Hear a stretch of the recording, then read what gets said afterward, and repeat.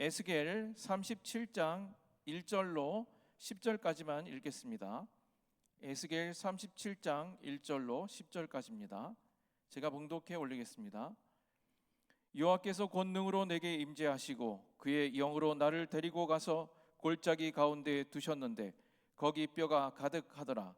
나를 그 뼈 사방으로 지나가게 하시기로 본즉 그 골짜기 지면에 뼈가 심이 많고 아주 말랐더라. 그가 내게 이르시되 인자야 이 뼈들이 능히 살 수 있겠느냐 하시기로 내가 대답하되 주 여호와여 주께서 아시나이다. 또 내게 이르시되 너는 이 모든 뼈에게 대언하여 이르기를 너희 마른 뼈들아 여호와의 말씀을 들을지어다. 주 여호와께서 이 뼈들에게 이같이 말씀하시기를 내가 생기를 너희에게 들어가게 하리니 너희가 살아나리라. 너희 위에 힘줄을 두고 살을 입히고 가죽을 덮고 너희 속에 생기를 넣으리니 너희가 살아나리라. 또 내가 여호와인 줄 너희가 알리라 하셨다 하라. 이에 내가 명령을 따라 대언하니 대언할 때 소리가 나고 움직이며 이 뼈 저 뼈가 들어맞아 뼈들이 서로 연결되더라. 내가 또 보니 그 뼈에 힘줄이 생기고 살이 오르며 그 위에 가죽이 덮이나 그 속에 생기는 없더라. 또 내게 이르시되 인자야 너는 생기를 향하여 대언하라. 생기에게 대언하여 이르기를 주 여호와께서 이같이 말씀하시기를 생기야 사방에서부터 나와서 이 죽음을 당한 자에게 불어서 살아나게 하라 하셨다 하라. 이에 내가 그 명령대로 대언하였더니 생기가 그들에게 들어가매 그들이 곧 살아나서 일어나 서는데 극히 큰 군대더라. 아멘. 오늘은 우리가 성경에서 기독교 절기 가운데 성령 강림 주일이라고 하는 절기입니다. 사람들이 이것은 절기 가운데 있다고 인정은 하나 이 성령 강림 주일을 잘 지키지 않아요. 그냥 맥주절로 대신 땜빵하기도 하고, 그리고 맥주 감사절이 우리 성령 강림 주일이다. 구약과 신약의 성경을 비교해서 이렇게 인식은 하고 있지만 성령에 대하여 깊이 묵상하고 성령을 사모하는 이런 신앙을 가지려고는 잘하지 않습니다.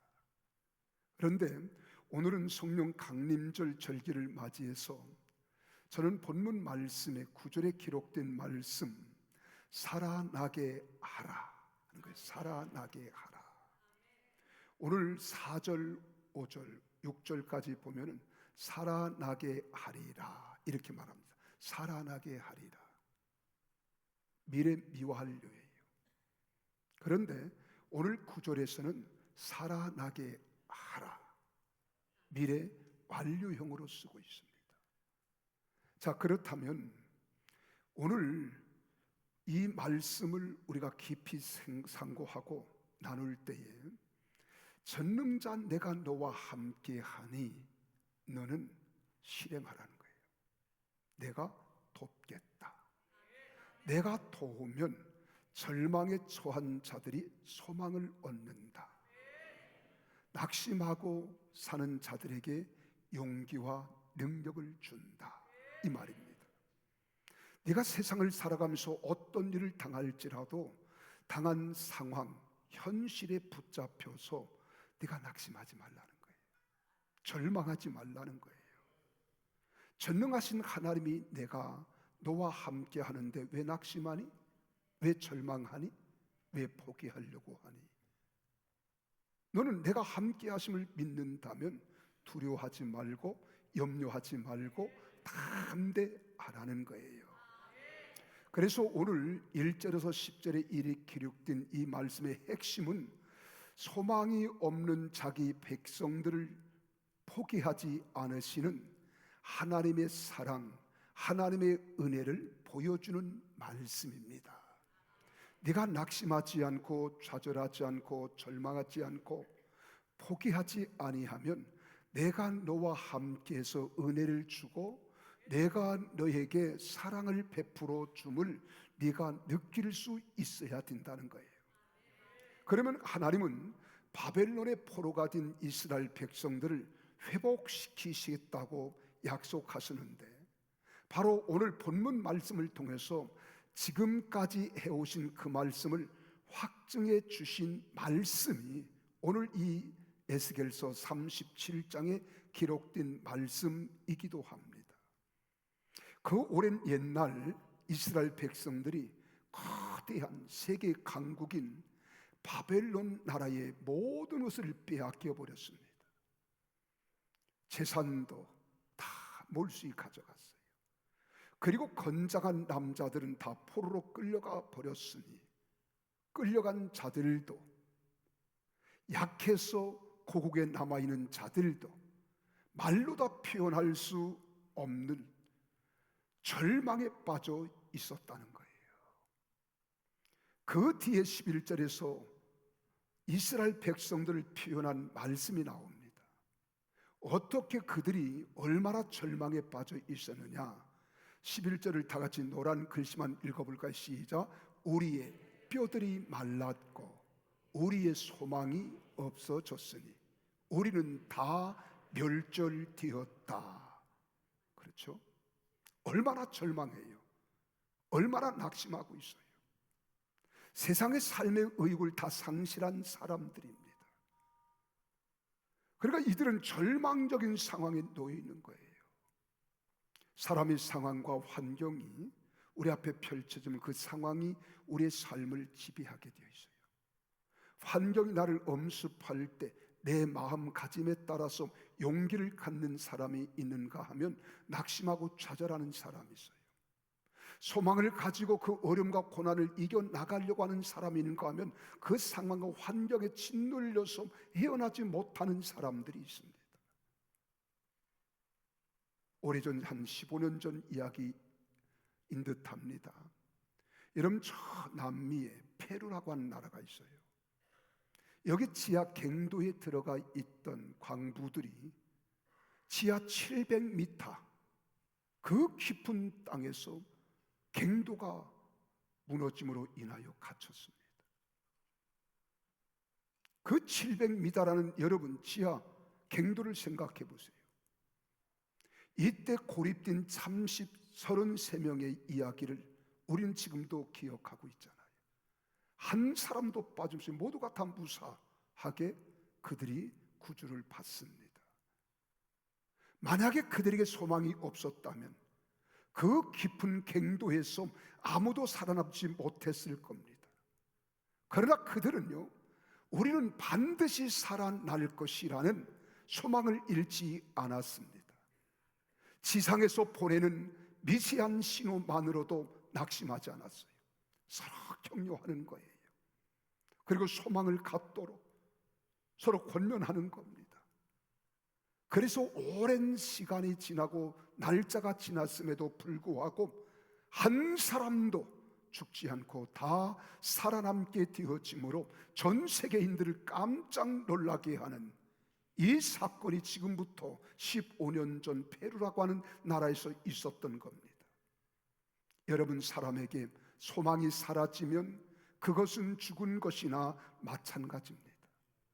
그러나 하나님은 소망이 없는 사람이라도 그가 자기 백성이라면 포기하지 않으시는 하나님이신 것을 여러분 믿으시기를 바랍니다. 하나님이 포기하지 않는데 왜 내가 포기합니까? 하나님께서 나를 끝까지 붙잡아 주시고 사랑과 은혜로 우리를 승리케 해주시겠다고 약속하시는데 우리가 왜 지레 겁먹고 낙심하고 좌절하고 절망합니까? 혹시 우리가 죄가 있어서 우리를 징계했다 할지라도 다시 구원의 기회를 주시고 회복의 길을 열어주시는 분이 우리 사랑하는 하나님 아버지이신 것을 믿습니다. 그런 하나님을 아버지로 믿고 사는 우리가 얼마나 복된 자들인지 잊지 말아야 됩니다. 아하, 나는 복받은 사람이야. 그래, 나는 복받은 사람이지. 하나님이 이처럼 나를 사랑하시고 인도해 주신 하나님의 사랑 안에 거하는 하나님의 사람이라고 하는 이것만 생각해도 우리는 얼마나 감사합니까? 그래서 감사로 하나님께 영광을 돌리는 거예요. 하나님은 이스라엘 백성들이 바벨론의 포로가 되어서 소망을 잃어버린 백성들에게 에스겔이라고 하는 하나님의 사람 선지자를 통해서 구원과 회복의 은혜를 주시기를 바라셨던 거예요. 그 중에 오늘 본문 말씀은 그들이 마치 마른 뼈처럼 아무런 소망도 없이 절망에 빠져 있지만은 다시 생명의 기운인 성령을 보내주시고 다시 회복과 영광을 되찾게 하실 것을 지금 환상으로 보여주는 거예요. 그래, 에스겔이 주님과의 대화하는 장면을 보면은 에스겔의 신앙관을 우리가 알 수 있고요. 또 에스겔을 사랑하시는 하나님께서 에스겔을 통하여 그 백성들의 희망을 주시고자 하는 의도하심을 우리는 깨달을 수 있는 겁니다. 여러분 한번 생각해 보세요. 이번 대선이 끝나고 망연자실하는 사람들이 얼마나 많습니까? 지금 이 나라가 어떻게 될까 심히 고민하고 있는 거예요. 대통령으로 당선된다고 하는 분이 모든 헌법에 입법부를 통해서 다 뜯어고치고 있어요. 마치 베네수엘라로 가는 길목에 있는 것 같아요. 베네수엘라는요, 중남미에 위치한 가장 잘 사는 나라고, 세계에서 원유 매장량이 3탑 안에 들어갑니다. 여기는요 어마어마하게 잘 사는 나라예요. 근데 사회주의, 전체주의, 공산주의가 들어오면서 이 나라는 지금 세계에서 가장 못 사는 나라가 됐어요. 이 정치가 이만큼 중요한 겁니다. 얼마나 중요한지 몰라요. 근데 그 나라가 대법관이 16명이었어요. 14명을 더 추가해서 30명을 만들었어요. 근데 우리 입법부에서도 우리도 대법관이 14명인데 30명 만들겠다고 입법부에서 통과시켜버렸어요. 법이 필요 없어요. 백성들이 이런 사실을 모르니까 참 마음이 목사도 답답한 거예요. 저는 눈으로 쫙 봐요. 앞으로 어떻게 될 것인가. 깨닫지 못하고 알지 못하는 백성들이 안타까워요. 이때 개는 짖어야 되는 거거든요. 왜 강아지를 키워요? 짖으라고, 도덕을 지키라고. 근데 때에 목회자가 바른 양심과 신앙관을 가지고 외치고 부르짖어야 할 때 외치지 못하고 부르지 못하면 짖지 못하는 벙어리 딘 개가 되는 거예요. 백성들이 돌이킬 수 없어요. 그러나 나는 소망을 잃지 않아요. 하나님이 우리와 함께 하시기 때문입니다. 하나님이 반드시 도와주시라고 믿어요. 저는 확신합니다. 그런데 이 영으로 말을 해도 들을 수 있는 귀가 있어야 돼요. 볼 수 있는 눈이 열려져야 돼요. 그래서 사도행전 2장 1절에서 4절 말씀에 보면 오순절 성령의 역사가 임할 때 3가지 사건이 일어나요. 성령이 임재하는 소리를 들었다, 이렇게 말합니다. 오순절 날이 이미 이름에 저희가 한 곳에 모였더니 호련히 하늘로부터 급하고 강한 바람 같은 소리가 있어 성령의 소리를 들었어요. 두 번째로는 각 사람 머리 위에 성령이 임하시는 성령의 임재를 보았다, 이렇게 말해요. 듣고 보았다. 세 번째로는 서로 다른 방언으로 말하기를 시작하니라. 입이 열렸어요. 귀가 열리고 눈이 열리고 입술이 열렸습니다. 믿습니까? 오늘 이 시대도 하나님의 이런 환상을 누구에게 보여주느냐? 아무에게 보여주는 게 아니에요. 오늘 여기 본문 말씀을 보세요. 하나님께서 에스겔에게 먼저 영으로 임재하셨다, 이렇게 말하잖아요.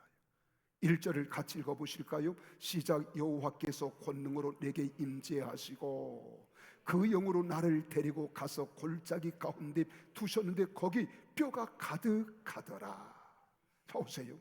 하나님의 영으로 그를 이끌어서 뼈가 가득한 골짜기를 지나가게 하시는 거예요. 우리가 먼저 기억할 것은 하나님께서 에스겔에게 이스라엘의 형편과 회복에 관한 것을 환상으로 보여주셨지만 아무에게나 보여주는 게 아니에요. 이걸 계시라 그러는 거예요. 계시라고 하는 말은 인간이 알 수 없는 진리를 하나님이 깨우쳐 알게 하시는 것, 이게 계시예요. 그래서 에스겔을 지금 깨우쳐 주는 거예요. 말씀하시는 거예요. 그래서 이스라엘의 형편과 회복에 가는 것을 환상으로 보여주신 겁니다. 이때 그러면 에스겔의 선지자는 영적으로 얼마나 어떤 상황, 어떤 환경에 있으느냐, 영으로 민감했다는 거예요. 아멘이십니까? 영이 민감하고 하나님을 사모함이 충만했기 때문에 하나님께서 그 에스겔을 찾아 그에게 지금 환상을 보여주실 때 깨닫게 되는 거예요. 우리가 아무리 보아도 알지 못하고 들어도 깨닫지 못한다면 이거 비극입니다. 오늘 제가 말씀을 선포할 때에 어떤 사람 말씀을 듣고 깨달아 마음에 각인시키는 사람이 있는가 하면, 어떤 사람은요 이런 말씀을 듣고도 깨닫지 못하고 그냥 잡념에 빠져 있는 사람도 여기 이렇게 내가 보니까 5명 앉아 있어요. 5명. 이걸 영적으로 답답하다 하는 거예요. 근데 이 에스겔은 영적으로 민감하고 깨어 있었기 때문에 이 환상을 보여줄 때 에스겔이 어떻게 해요? 바르게 알 수 있었습니다. 깨닫게 된 거예요. 그리고 바르게 전한 겁니다. 사랑하는 여러분, 여러분도 영적으로 깨어 있어서 민감하십시오. 하나님을 사모하는 마음이 여러분 안에 충만하기를 예수님 이름으로 축복합니다. 우리가 영적으로 민감하고 성령으로 충만한 자가 하나님을 사모하는 거예요. 하나님의 말씀을 알아들을 수 있는 거예요. 그래서 우리가 요한계시록 2장 3장에 보면 소아시아 7교회를 말씀하고 있는데 7교회 공통적으로 하시는 말씀이 있어요. 이 말을 공통적으로 7교회 모든 교회는 역사적인 교회입니다. 전 세계 모든 교회를 지칭하는 교회입니다. 여기는 칭찬만 듣는 교회도 있고 책망만 듣는 교회도 있고 칭찬 듣고 책망 듣는 교회도 있어요. 오늘 우리 신앙의 양상을 이야기해 주는 거예요. 근데 거기서 뭐라고 말씀하십니까? 귀 있는 자는, 귀 없는 사람 있습니까? 한번 옆 사람 귀를 만져보시죠.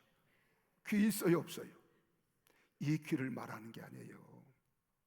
성령이 교회들에게 하시는 말씀을 들을지어다 하는 거예요.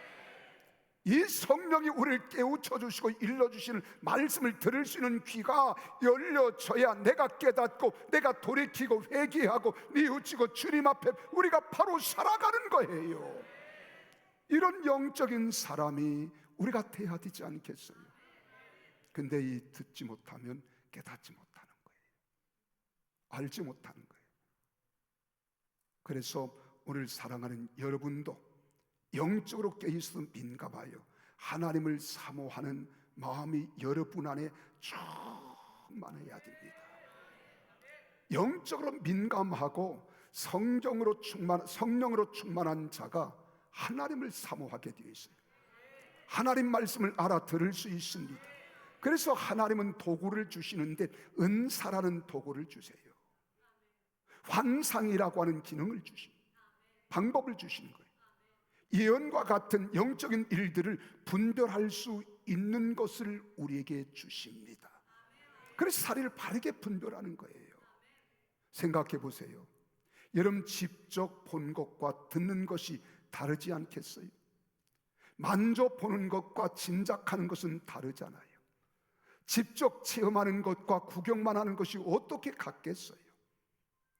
여러분의 영이 민감하고 사모함이 충만해서 하나님 말씀이나 하나님 나라에 대해 훤히 알게 되고 듣기만 하는 것이 아니라 성령 충만 받는 경험을 하고 기뻐하며 살아가는 성도들이 되어야 되지 않겠습니까?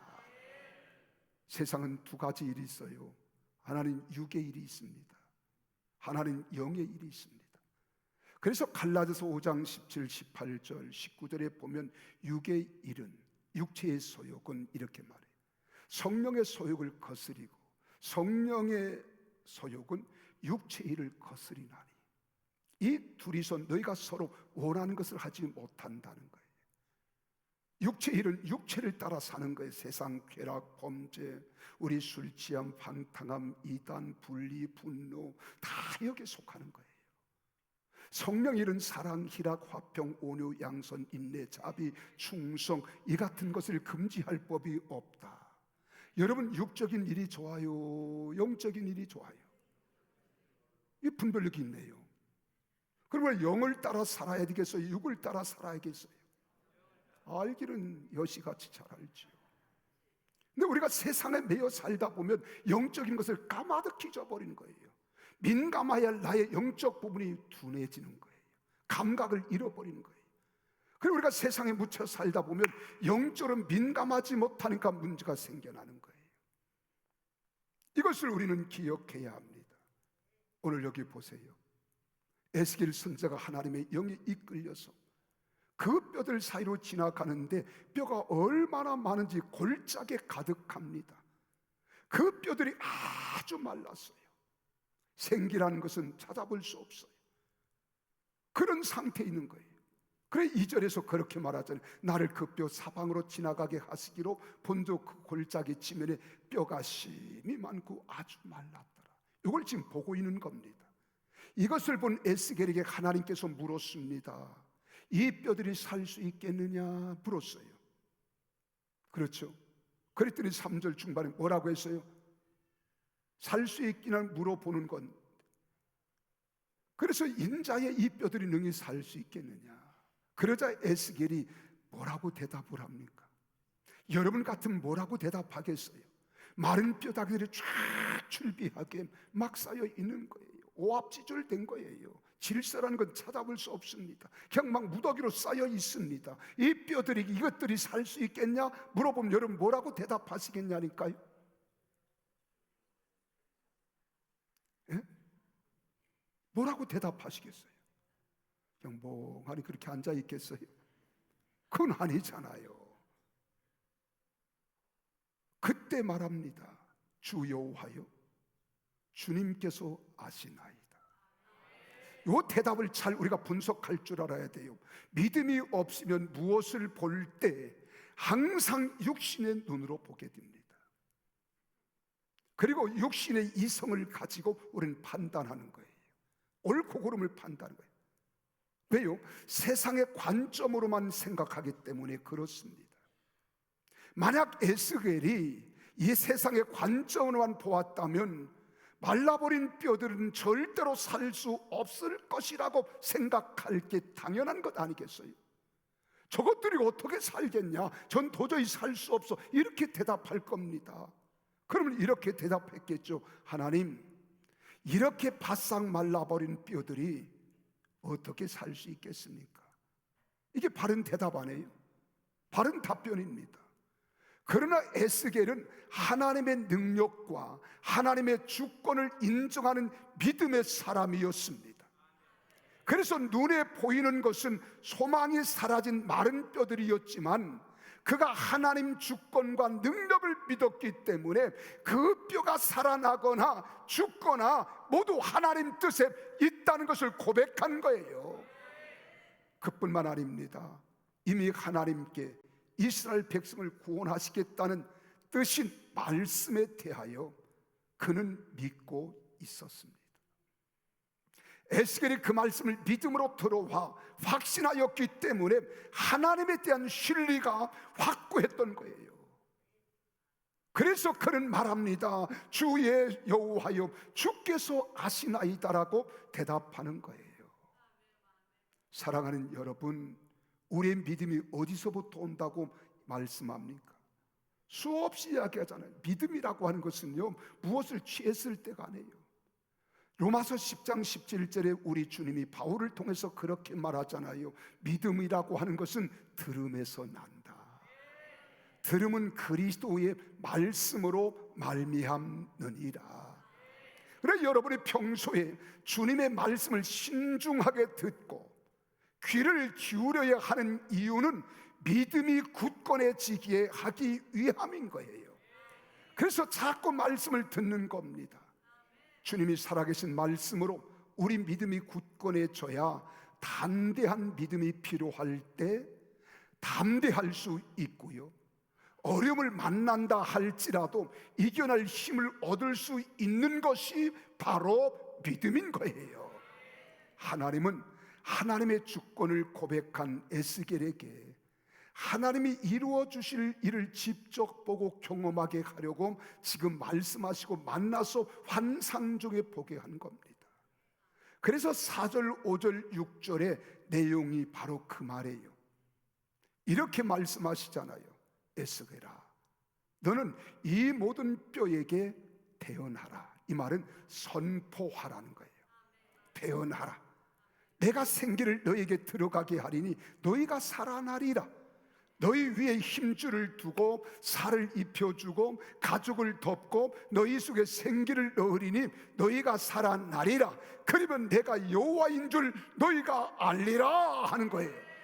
그러니까 우리가 하나님의 살아계심을 경험하면은요, 믿음이 약한 자들이 강해지는 겁니다.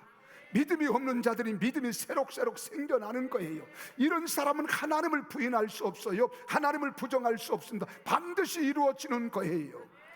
그래서 에스겔이 하나님 말씀대로 마른 뼈들에게 명령하잖아요.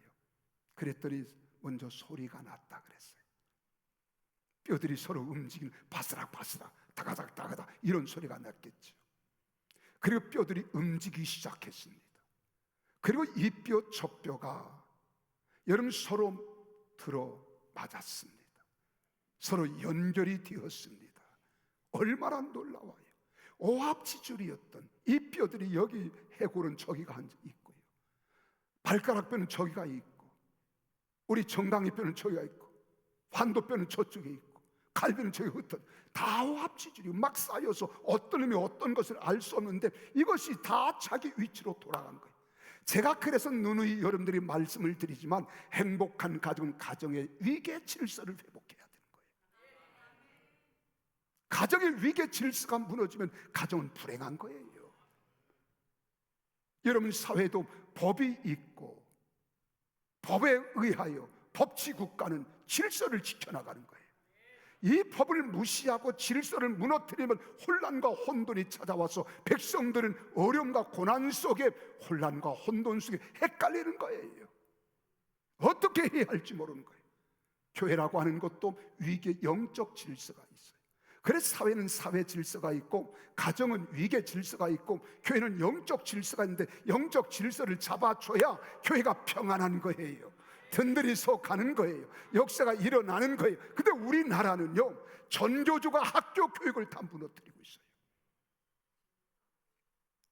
그러니까 학생들이 선생님한테 침을 뱉고 뺨을 때리고, 선생님 훈계에 훈육을 못해서 선생님이 아이들 앞에 빌빌거리는 거예요.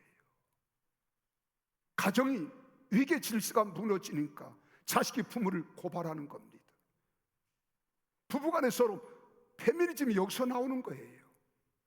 여성 상위 시대, 여러분 그런 알량한 소리에 넘어가지 마세요. 부부는 상하가 없습니다. 부부는 하나예요. 여성 남성 동일합니다. 그러나 가정을 바로 알기 위해서는 남자는 아내를 사랑하되 자기 몸처럼 사랑해주면 여자는 사랑에 울고 사랑에 웃고 사랑에 살고 사랑해 주는 거예요. 인정하십니까? 여러분 돈이 좀 모자라도 남편이 좀 질질해도 사랑만 받으면 여자는 살만 나는 거예요. 맞아요, 맞아요. 왜 대답들을 안 합니까?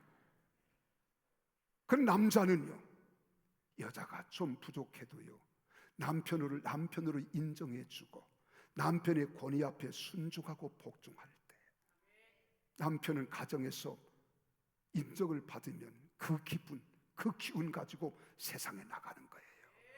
그래 남자는 세계를 지배하지만 그 남자는 여자가 지배하는 거예요. 그렇지 않나요? 근데 지금 다 전교적 교육이 가정에 내 부모가 잘못하면 고발하라는 거예요. 학교 선생님이 잘못하면 선생님에 대해서 아이들이 오히려 선생님을 훈계한다는 거예요. 교회 안에도 이런 것들이 들어와서 교회가 오늘 혼란과 혼돈 속에 얼마나 어지러운지 몰라요. 이게 현실입니다. 근데 하나님은 순서대로 다 하시잖아요. 이루어 가시잖아요. 그래서 보세요. 8절을 다시 읽겠습니다. 8절 시작. 내가 또 보니 그 뼈에 힘줄이 생기고 살이 오르며 그 위에 가죽이 덮이나 그 속에 생기는 어떡하더라? 없더라. 그래 골짜기에 가득한 마른 뼈에 하나님 말씀을 선포했더니 뼈들이 모여들었습니다. 서로 맞춰집니다. 힘줄이 생겼습니다. 살이 오르기 시작합니다. 그 위에 가죽이 덮인 거예요.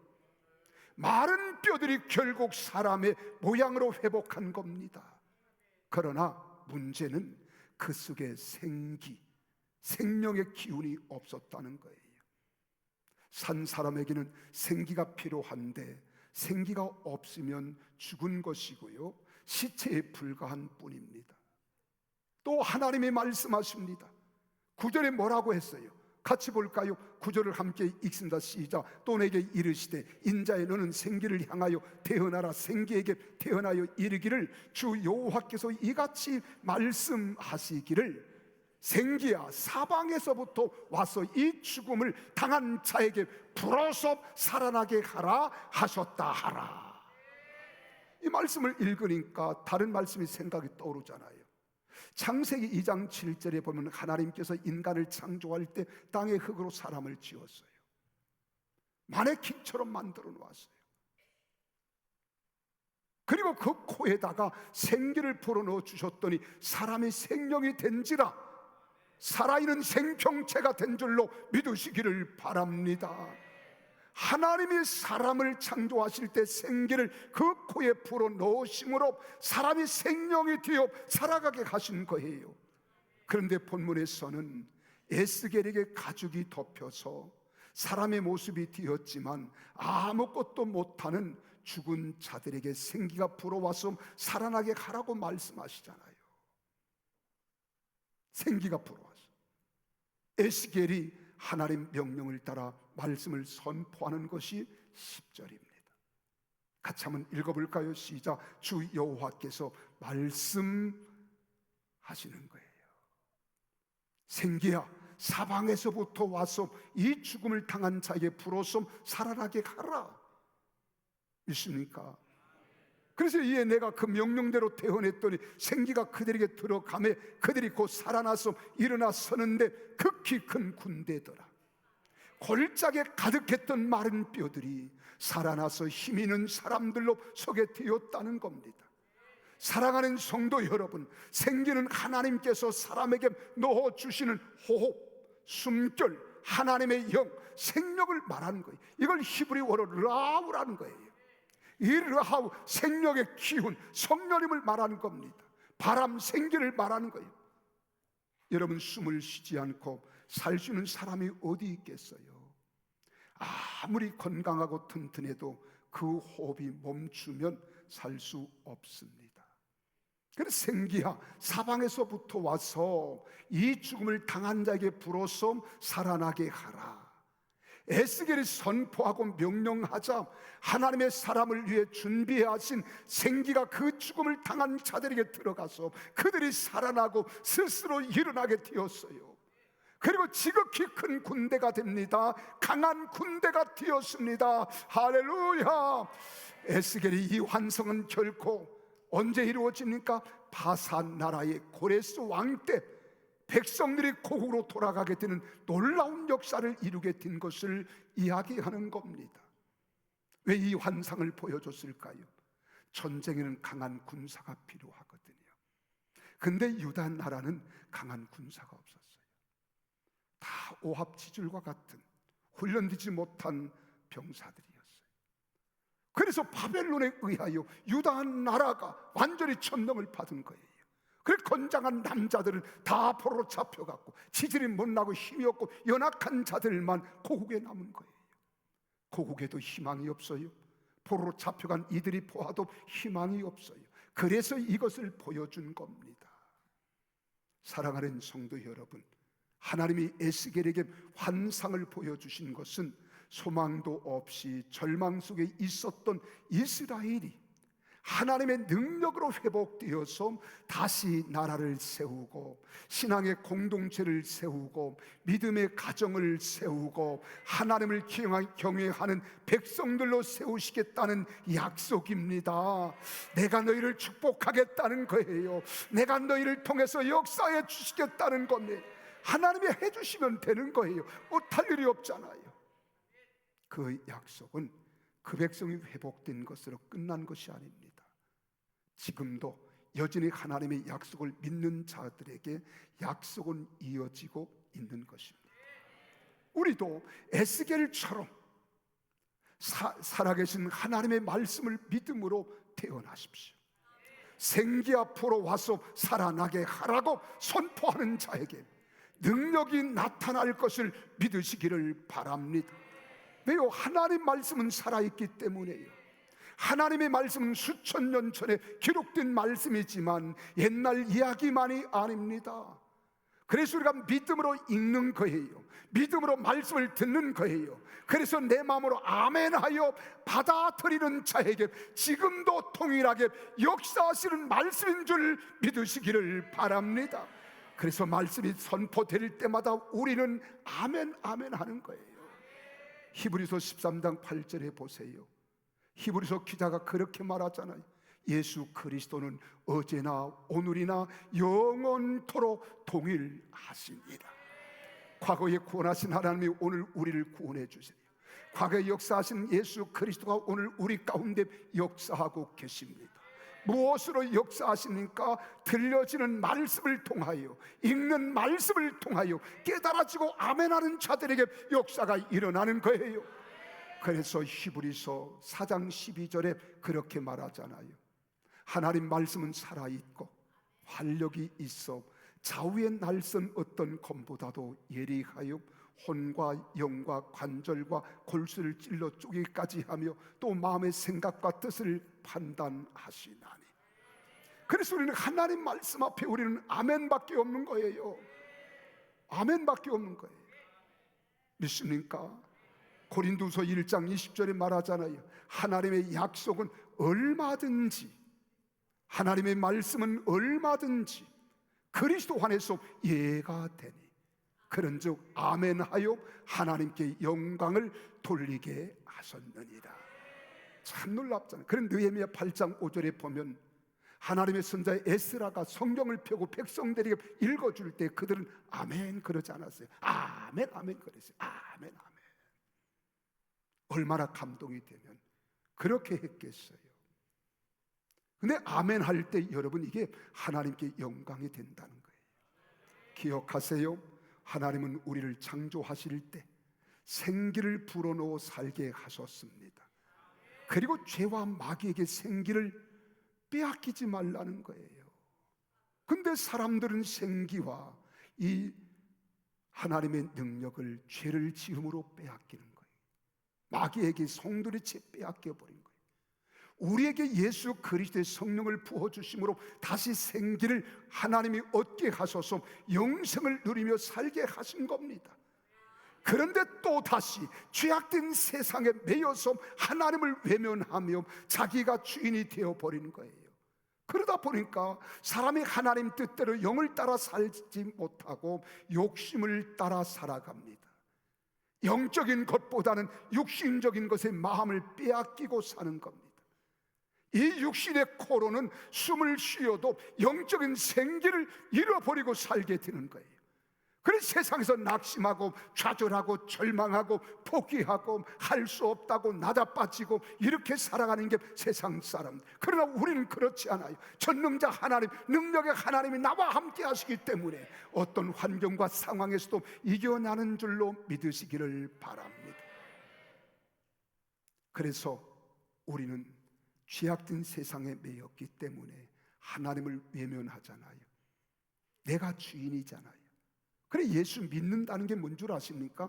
내 육신을 따라 자아의 지정의를 따르며 살던 내가 예수 그리스도를 나의 주인으로 모셔드리는 것, 이게 믿음이에요. 그리고 내 자아의 지정의를 완전히 죽이는 거예요. 이게 죽는 게 자아가 죽는 거예요. 이걸 벗어버리는, 그리고 오로지 주님 말씀대로만 살아가야 될 줄로 믿으시기를 바랍니다. 그런데 우리는 세상을 살면서 욕심을 따라가고 영적인 것보다는 육신적인 것에 내 마음을 빼앗기고 살다가 이 육신의 코로는 숨을 쉬지만 영적인 생기는 잃어버린 거예요. 사람들에게 영적인 생기, 이 성령이 떠나가면 육신의 일에만 매이게 됩니다.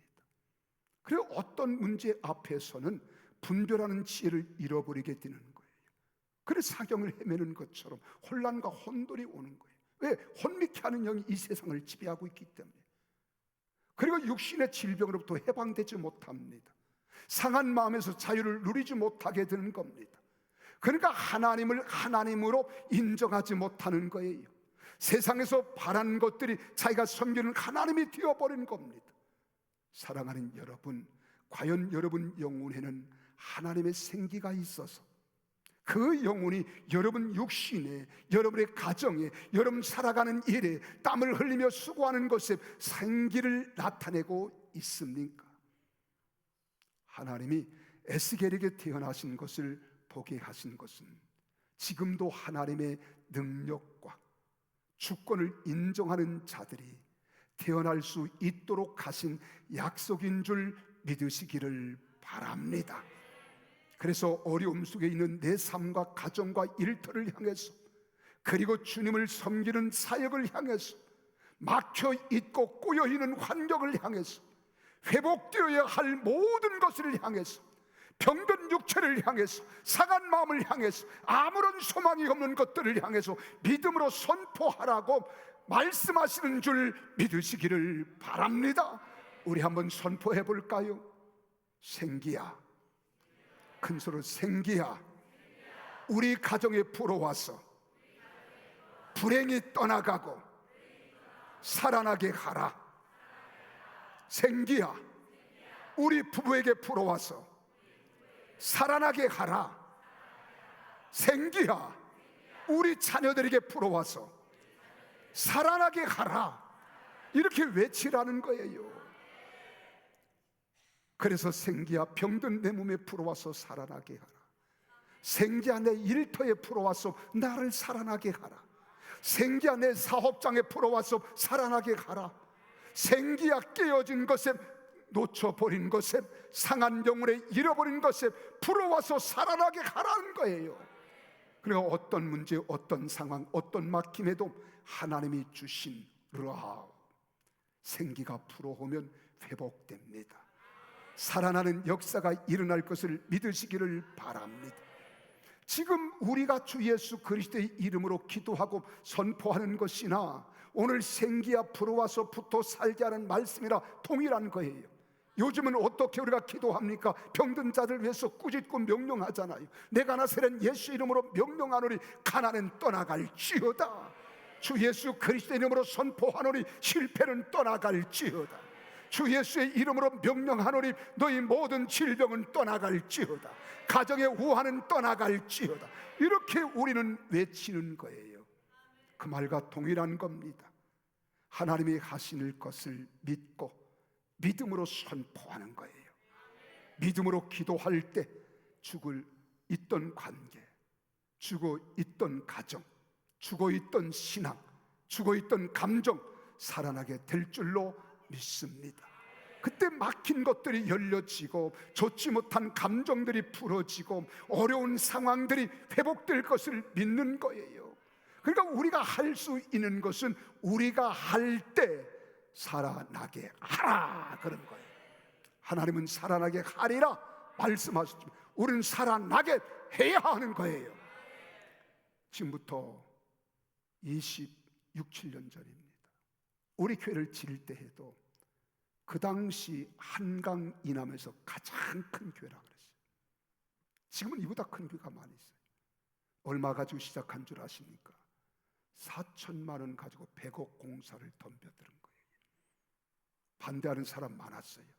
안 된다 그랬어요. 그러나 하나님은 하셨습니다. 나는 이 성전에 올 때마다 선포했어요. 하나님 성전은 반드시 이루어진다.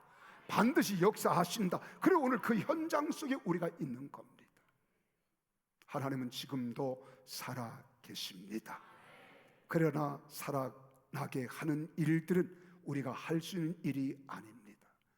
그래서 하나님의 능력을 믿어야 돼요. 그리고 기도해야 합니다. 그리고 믿음으로 선포할 때 그것이 생명이든 죽어 있는 것이든 하나님으로부터 불어오는 생기가 들어가면 살아나게 될 줄 믿습니다. 그래서 우리는 한 번, 두 번 해보고 잊지 마세요. 몇 번 해보고 포기하지 마세요. 회복하고 깨끗해지고 살아나게 될 때까지 믿음으로 그리고 구체적으로 선포하며 하나님 말씀으로 선포하고 생기가 불어와 살아나게 하시기를 축복하십시오. 그때 역사가 일어나는 거예요. 우리는 사도행전 3장의 말씀으로 마무리를 지려고 합니다. 하루에 성전을 찾아 기도하는 베드로 요한이 있었어요. 아침 제9시, 정오, 오후 3시에 성전을 찾아 기도하는 습관을 가졌던 베드로 요한이 성전을 향하여 기도하러 가는데 성전 미문 밖에서 나면서부터 한 번도 일어나 보지 못한 앉은 배가 구걸하고 있어요. 그때 베드로 요한이 뭐라고 한 줄 아십니까? 내가 내게 줄 은과 금은 없지만은 내게 있는 것, 나의 주권자가 되시고 내 주인 되시는 나사렛 예수 그리스도의 이름으로 명령하노니 일어나 걸어라 그랬더니요, 그가 두 발목에 힘을 얻고 다리에 힘을 얻고 한 번도 걸어보지 못한 이 앉은 뱅이가 일어나 걷기도 하고 뛰기도 하며 하나님께 영광을 돌렸더라 하는 거예요. 이게 하나님의 살아계심입니다. 오늘도 그 하나님은 살아계십니다. 우리와 함께 하십니다. 그러기 위해서는 바라기는 그런 믿음의 선포자가 되기 위해서 여러분의 삶이 거룩해져야 돼요.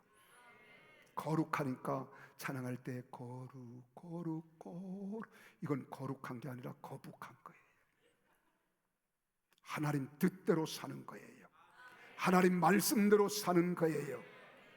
여러분의 신앙이 회복되고 여러분의 믿음이 하나님을 향하도록 성령으로 충만하기를 예수의 이름으로 축원합니다. 기도하겠습니다.